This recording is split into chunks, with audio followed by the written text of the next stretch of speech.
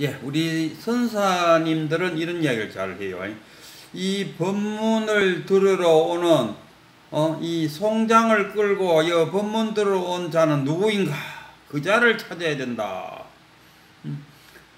그대의 몸뚱아리와 생각과 느낌은 자기 것이 아니야. 진짜 주인공을 찾아야 돼. 뭐 이런 식으로 잘 이야기한다 합니까? 이 송장을 끌고 이 법문 들어온 놈이 누구냐? 만약에 누군가가 있다면은, 또 그 해능이 그랬다 아닙니까? 어디에서 온 한 물건인고? 하니까, 남아계양선사가, 처음에 왔을 때는 그 말에 대답을 못하고 8년간 수행을 한 후에 답을 찾아갖고 왔죠. 그래서 한 물건이라 해도 맞지 않습니다. 딱 이렇게. 한 물건이다. 이랬더니 아니면은 이 몸뚱아리를 끌고 온, 누가 너희 몸뚱아리를 끌고 온, 너희 그 송장을 누가 끌고 왔나? 뭐 이런 식으로, 그리고 그 주인공을 찾으라 하면은 주인공과 내 몸뚱아리와 두 개가 되어버린다. 여기 하나 내 몸뚱아리 있고, 또 어디서 온 물건인고 했을 때 그 물건과 내가 둘이 되어버린다. 그건 뭔가 잘못된. 물론 그렇게 말할 때는 자기 자신을 찾아보라는 하나의 방편이라는 것은 알지요. 깨치고 보면은 선사의 말은 그것은 하나의 방편이다. 자기를 찾기 위한 하나의 방편이지 어찌 내 몸과 마음이 둘이 돼서 따로 놀 수 있겠느냐. 하나입니다. 부처님은 내가 누군가 했을 때 오온이다 이렇게 해서, 그럼 오온은 무엇이냐? 오온은 이 색, 수, 상, 행, 식이다 이렇게 색이란 말했을 때는 만물, 모든 법을 말하죠. 한 예를 들어서 인간만을 꼭 집어서 한 예를 들면은 이 몸뚱아리, 지수화풍으로 흩어져 버릴 내 몸뚱아리, 생긴 거잖아요. 생긴 것은 재행무상이다. 무상, 항상 있지 않다. 그러니까 내 몸뚱아리도 사라지니까 실체가 없다. 그 다음에 색, 수상행식, 수상행식도 마찬가지로 생겨난 거잖아요. 다 생겼잖아. 접촉하고, 상, 생각하고, 행하고, 그것들이 다 식에다가 다 저장된다 이런 이야기 아닙니까? 그럼 식도 계속 저장되니까 이거 변해 간다 이거예요. 수상행은 제가 볼 때 몸뚱아리와 수상행은 이 몸뚱아리가 생겨남으로써 자아가 생긴다 아닙니까? 그 자아 속에 다 포함시킬 수 있죠. 수상행. 식은 뭐냐? 업이다. 수상행을 저는 자아라고 봅니다. 그 금강경에 의하면 자아가 무엇이냐 했을 때 아상, 인상, 중생상, 수자상을 자아로 보잖아요. 그러니까 아상, 인상, 수자상, 인상을 하나로 보면 저는 대표적으로 자아락하기는 못하고 아상이라는 표현도 잘 쓰는데 어쨌든 자아다. 그래서 자아와 업식과 내 몸뚱아리로 이루어져 있다.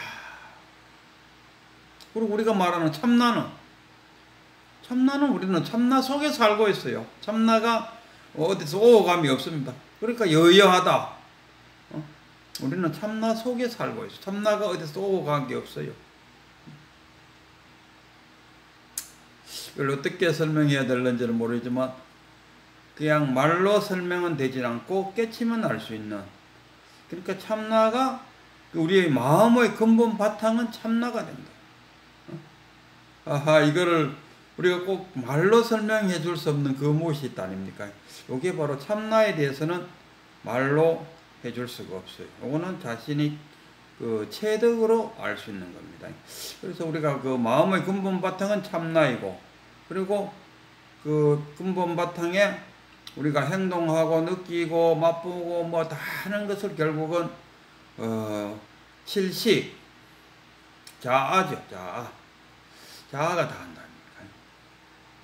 그럼 팔식은 업이죠. 그러니까 우리 이제 하나의 기점을 잡아서 말할 때 하나의 생명체가 태어난다고 했을 때 그 정자와 난자가 부딪혀 갖고 결합해 갖고 하나의 사람이 되어져 아기가 되어지 않습니까? 거기에 이 업이 들어간다. 그래서 업이라는 것은 추동력, 원동력, 욕망 덩어리, 항상성을 갖고 있는 우리가 뭔가 되고자 하는 그 어떤 방향이 있지 않습니까? 그 방향으로 나아가도록 충동질하는 것이 업입니다. 만약에 이 업이 없다면 우리가 아침에 밥을 먹고 집 밖을 나올 일이 없죠. 우리 노인들은 뭐 하루 정도로 집에서도 뭐 견딜만 하니까 그건 뭐냐? 충동성이 없다. 충동성이 부족하니까 가능하다. 충동성이 강한, 욕망이 강한 사람들이 집에 있기는 어렵다. 그래서 이 욕망에 의해서 우리 몸뚱어리가 점점 어떤 방향으로 나아가고 있어요. 나아가도록 만드는 게 업이라. 그러면 우리 몸뚱어리가 그 나아가면서 점점 성장하고 발전하고 배우고 느끼고 이런 와중에 자아가 발달해 간다.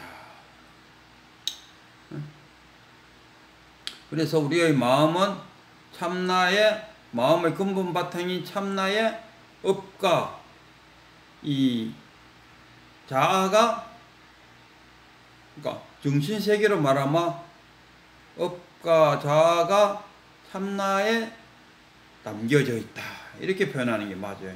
그리고 불교를 유물론적으로 해석하면 안 됩니다. 12연기설, 거기 보면은 뭐 3세 연기가 되어 있다는, 그것 다 유물론관에서 나온 이야기죠. 이 불교는 유심론입니다. 유물론관이 아니고 유심관, 유심론, 유물론 했을 때 유물론이 아닙니다. 유심, 오직 마음에서 모든, 이 우주도 어디서 나왔습니까? 내 마음에서. 유물론적으로 이야기하면 옛날부터 있어가고 만들어가고 지금까지 와서 이렇게 있는 것이다. 유물론. 내 앞에 있는 책상도 누군가는 만들어갖고 내 앞에 있다. 이런 거는 유물론. 그러나 내가 이 책상이라는 것을 인식함으로써 내 앞에 책상이 있는 거지. 내가 다른 뭐 급한 일이 있고 뭐 그래갖고 딴 생각할 때 이 앞에 책상 눈에 들어오지도 안 하고 있는지 없는지 몰라요. 네가 의자에 앉아 있다가 일어섰는데 네 앞에 뭐 있더냐 하면은 마음이 딴 데가 있었으면 내 앞에 책상이 있었는지 없었는지도 몰라요. 그래서 이 불교는 유심론이지 유물론이 아닙니다. 유심론적으로 이 불교를 봐야 됩니다. 그래서 이 나라는 것은 무엇으로 구성되어 있나 했을 때 그 내 몸이 따로 있는 게 그 색수상 행식이 아니고 저는 그 업식에 의해서 우리가 업식이라는 게 뭐냐 윤회를 하는 건데 부처님은 우리가 죽으면 열반에 들었고 부처님은 열반에 드셨다 그래서 나는 더 이상 집을 짓지 않겠다 이렇게 이야기했어요. 근데 성철 스님이나 이 조사들은 그냥 옷 갈아입는 것으로 생각했어요. 헌옷 버리고 새 옷을 갈아입는다. 그러니까 업이 지금 이 내 몸뚱어리를 그 지수화풍으로 돌려보내고 또 다른 몸뚱어리로 간다 아닙니까?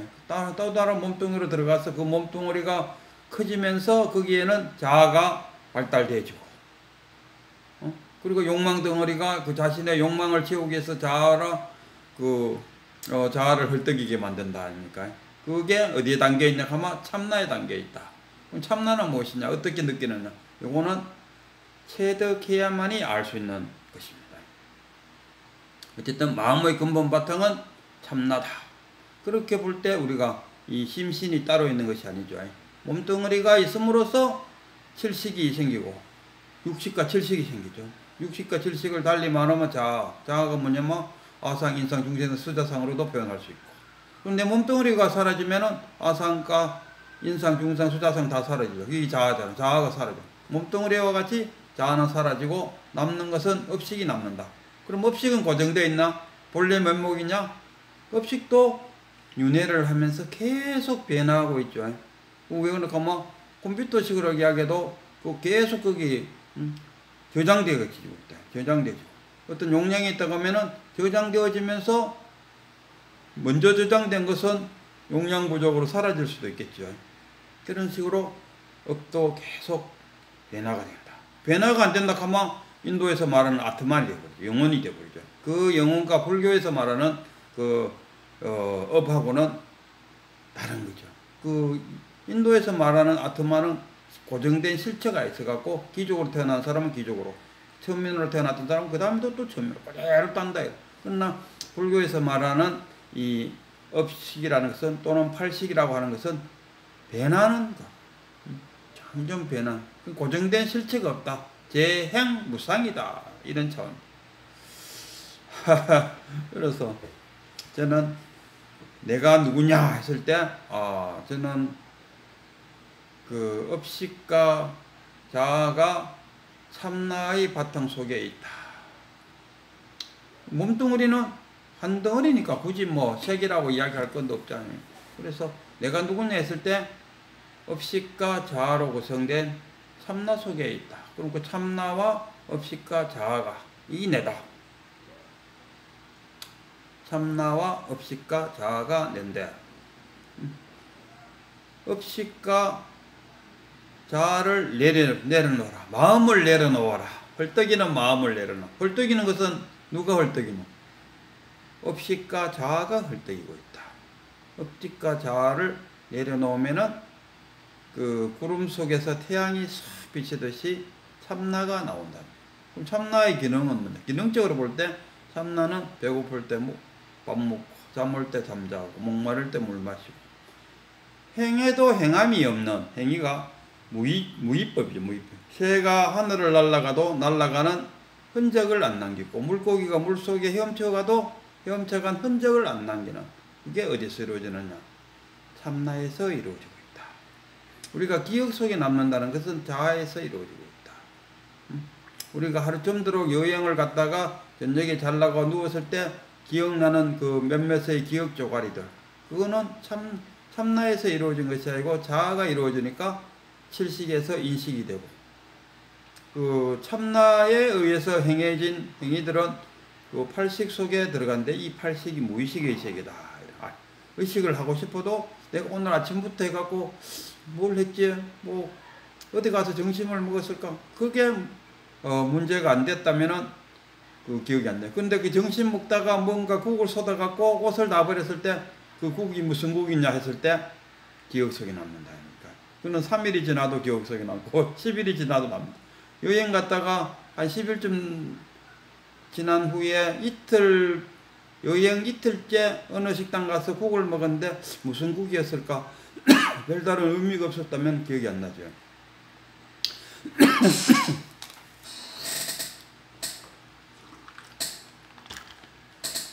그래서 무위법에서 이루어지는 것은 참나고, 유위법에서 이루어지는 것은 자아다. 이런 이야기입니다. 그래서 나가 누구냐 했을 때 자아, 업식과 참나로 구성되어 있다. 그러니까 업식과 자아는 있다는 것을 느낄 수가 있는데, 참나가 무엇이냐? 이거는 우리가 체득적으로 알아야 되지. 이거는 뭐 말로 어떻게 참나가 있다는 것을, 마음의 근본 바탕을, 본래 면목을, 이 참나는 그야말로 본래 면목입니다. 그 참나가 오고 감이 없으니까 우리는 그 생사불멸이다 이렇게 표현할 수도 있겠죠. 그래서 그 깨치야만이 알 수 있는 것, 그것이 참나이다. 아이고, 이 참 말로 입만 열면 개고즉착이다. 입만 열면 이미 어긋나 버린다. 도에 대해서 입만 열면 어긋나 버린다.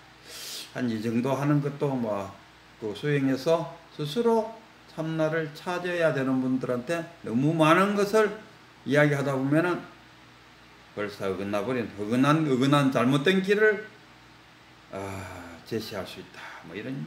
그리고 오늘의 그 종록록, 이거 해야 될까? 오늘 34책이던가요? 이 종록록에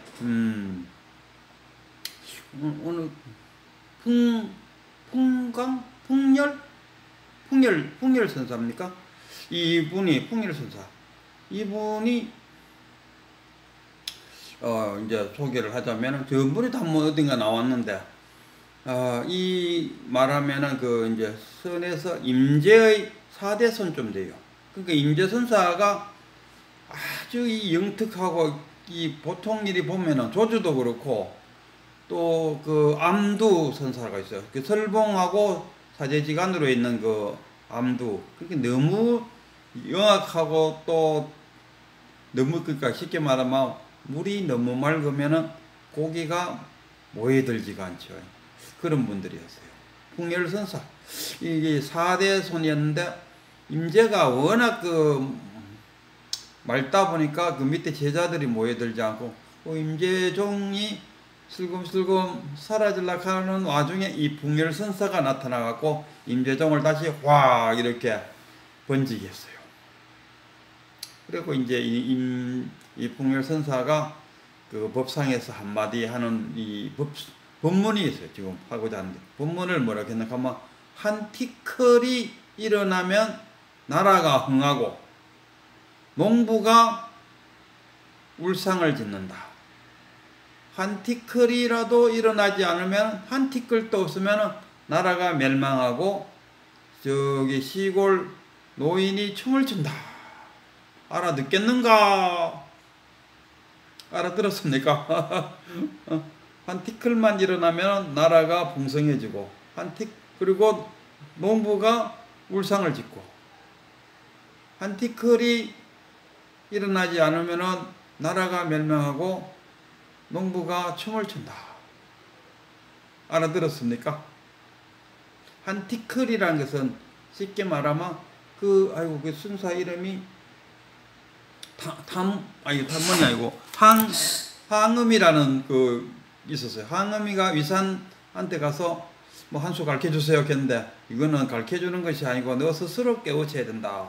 그래서 항음이가 여기서 인연이 아니구나 싶어 나와갖고 거기 담양해충국사 그 사리탑에 와갖고 내가 또 덕이 없어서 그런갑다 해갖고 청소는 해주자 하고 막 청소를 열심히 하고다가 깨진 기아 자국을 툭 던졌는데 그게 대나무에 탁 맞는 소리에 다 깨쳤어요.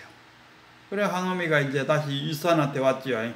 내가 깨쳤습니다. 그러니까 그 위산이 검사해보니 깨친 것 같아. 뭐 깨쳤구나. 뭐 인가를 했어요. 했는데 그 위산 밑에 그 제자 앙산, 그 위산과 앙산이 그 위산, 앙산, 위양종을 만들었죠. 위양종. 하나의 종파를 만든 그 사제지가 있는데 앙산이 그래. 내가 보니까 조금 미진한데 내가 한번 테스트 해보겠습니다.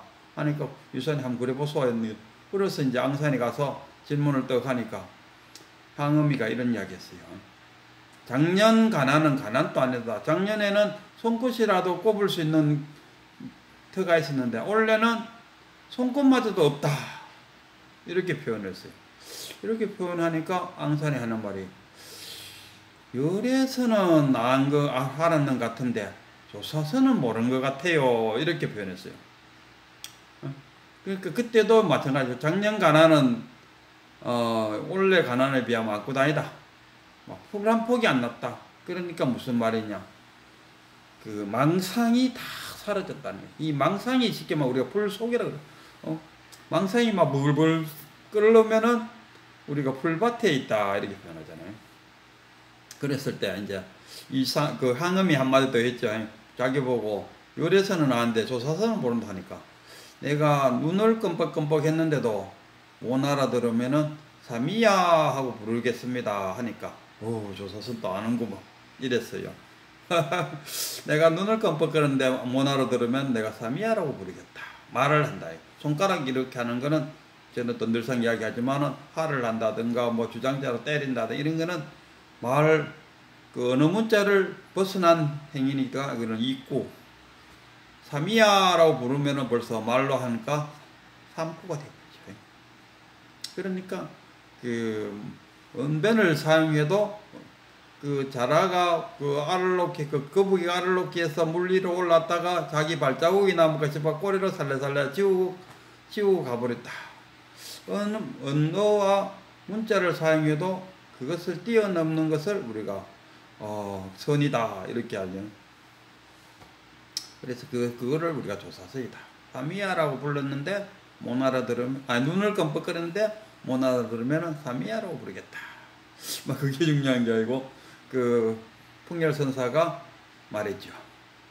한 티끌만 일어나면은 나라가 풍성해지고, 그럼 나라가 풍성해진다는 거, 한 티끌 일어난다는 거, 왕성이 묵 일어났다는 이야기가 나라가 풍성해. 그런데 그 나라가 풍성해지면 왜 됩니까? 왜 농부가 울상이냐? 응?